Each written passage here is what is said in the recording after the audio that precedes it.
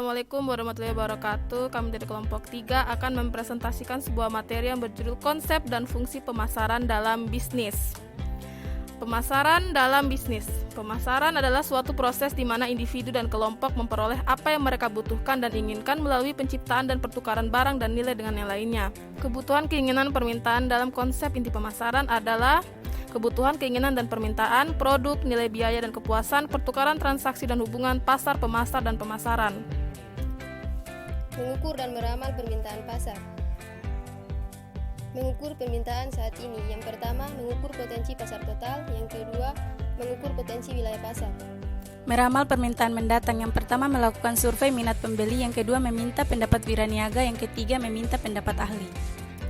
Perilaku konsumen. Perilaku konsumen adalah sejumlah tindakan-tindakan nyata individu atau konsumen yang dipengaruhi oleh faktor kejiwaan atau psikolog dan faktor luar atau eksternal yang mengarahkan mereka untuk memilih dan mempergunakan barang-barang yang diinginkan. Alasan utama perlunya mempelajari perilaku konsumen. Yang pertama, perilaku konsumen penting dalam kehidupan setiap hari. Kedua, perilaku konsumen penting untuk pengambilan keputusan. Segmentasi pasar.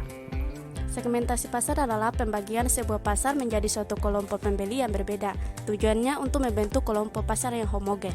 4. Segmentasi pasar. Yang pertama, menentukan pasar potensial. Yang kedua, memudahkan alokasi dana pemasaran. Yang ketiga, optimalisasi pelayanan.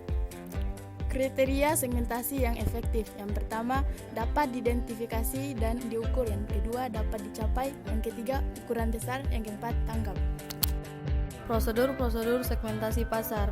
Ada beberapa poin, dua diantaranya adalah mendefinisikan masalah atau menetapkan penggunaan utama dan memilih dasar segmentasi.